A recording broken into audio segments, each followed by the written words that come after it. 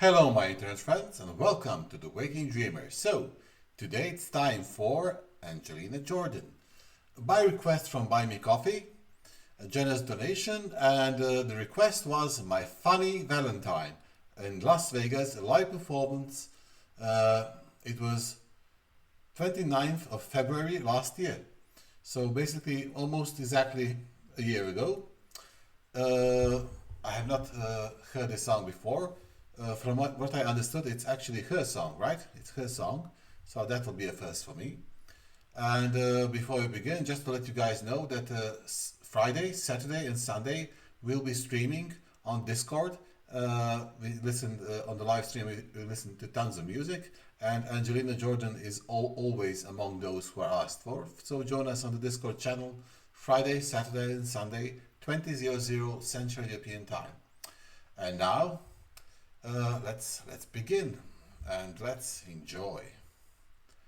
I am really curious at how this sounds. First time listening to actually her song. I think.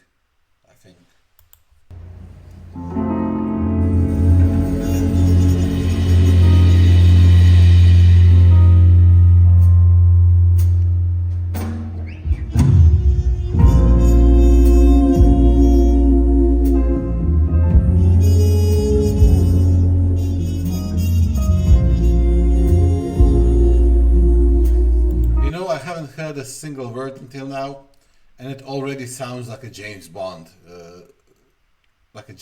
theme. I don't know why. Perhaps I'm wrong. Who knows? Just I got that vibe from it.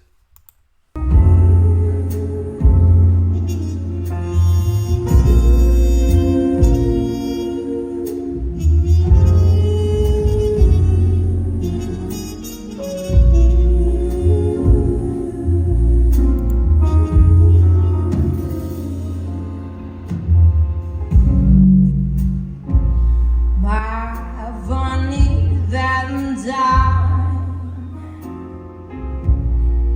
sweet, you call me Valentine.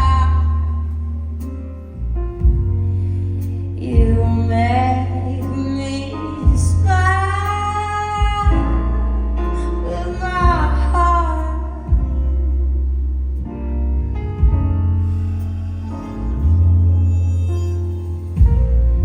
Your looks are unlovable.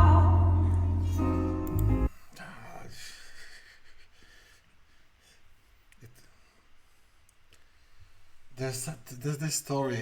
I don't know where I came from the idea. It's like she reminds me of a voice I never heard. I don't. It makes no sense, but that's the only way I can explain it.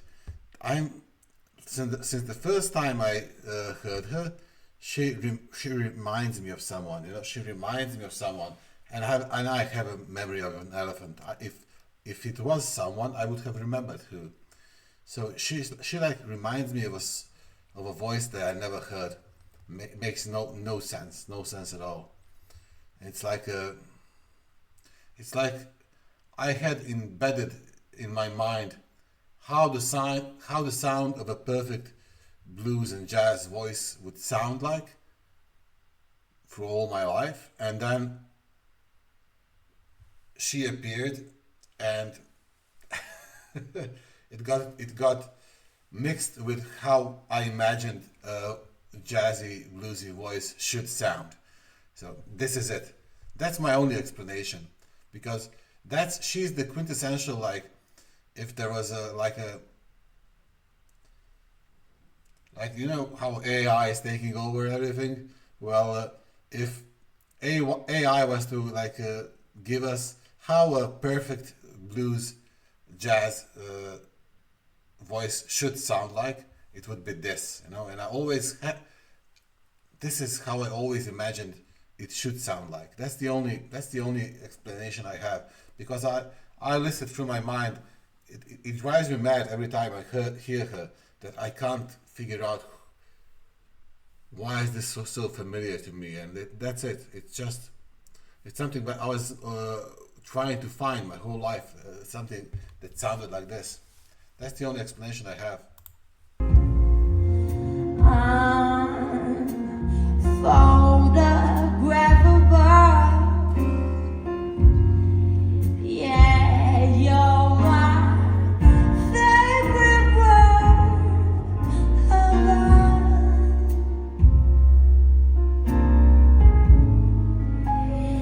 Is your figure less than green? Is your man? You know, I just figured out something well, how she phrases things, how she sings with an emphasis on every word. I actually figured something out just now, mid song. I'm sure I know most of the audience is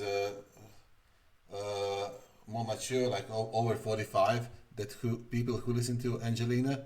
So I imagine most of you know who Friedrich Nietzsche was, and he was like an absolutely on one side, and absolutely well, to say it lightly, he had a high opinion about himself. However, he was right on some things. Like he said, "I write in a sentence what other people write in a book," and then he added, "what other people can't even write in a book."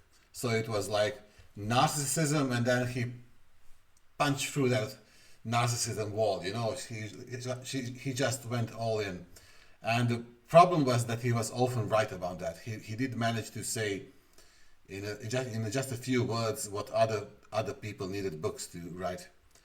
And hey Vedran, hey the Waking Dreamer, how did you connect that with Angelina? Well, let me tell you.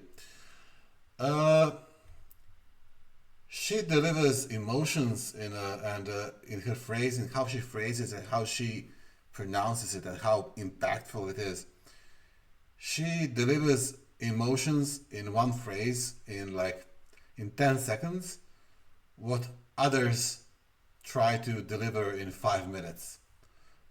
And to add on that, what others even can't add in 5 minutes. So it's every single sentence. Pick out any 20 seconds of this song.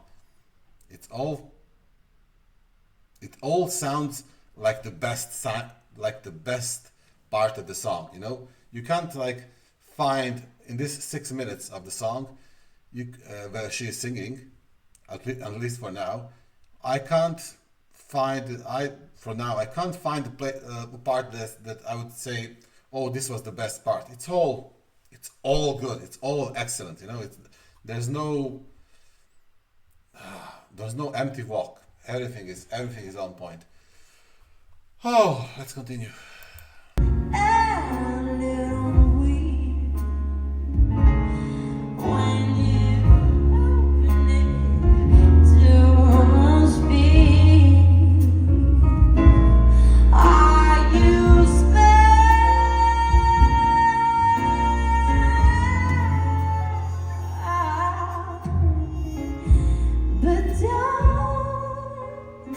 Change your air for me.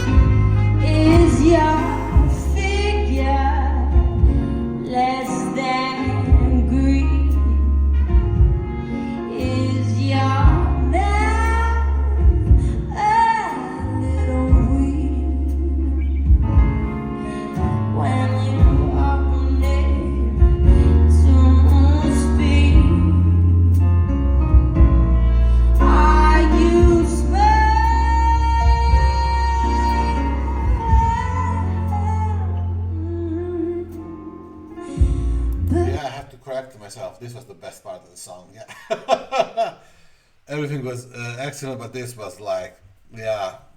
Okay, let's turn this part back a little. Wow, this part was, and I always love. It shows how much, even though she's like immersed into her emotions and like almost like she's absent. She remembered when when it came time to do the high and the vocally more energetic parts of the song. She remembered to distance the microphone because that's something you have to do when if you're ever on stage, even for not for singing, but if you're, I don't know, giving a speech, giving a toast or something.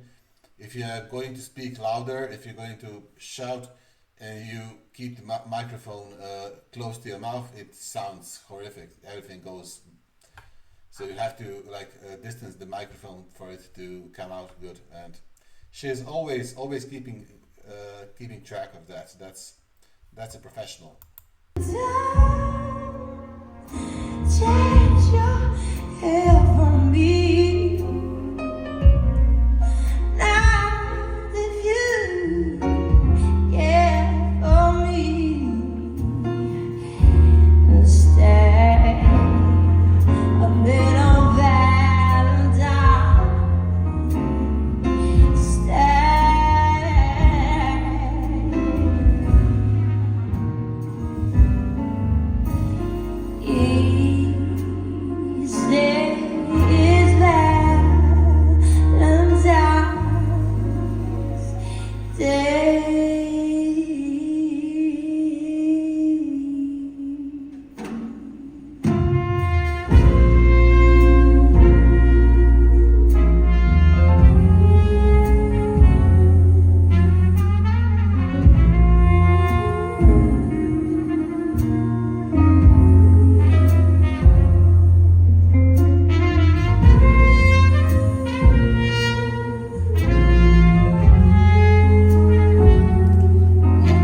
I'm absolutely loving this song.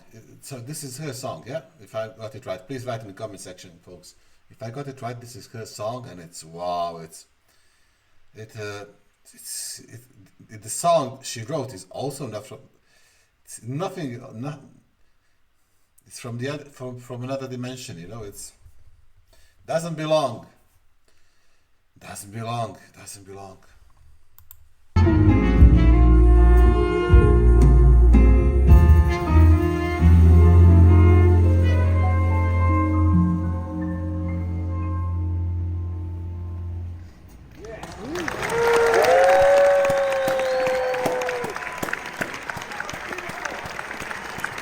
Give it up for this amazing band.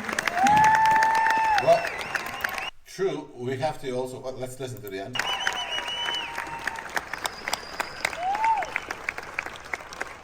This next song. That's absolutely true. So the band is excellent. So she got herself like all the best musicians possible on that stage. So everything, the saxophone, the guitars, everything was like, and when you get those kinds of musicians with this kind of a voice, it's just too good to be true, you know, too good to be true. It kind of reminds me, there was a, if you listen to this channel long enough, you probably heard me mention Beth Hart. She's also a fantastic blues singer. She's more on the rock side, but she does blues, rock, and all kinds of music.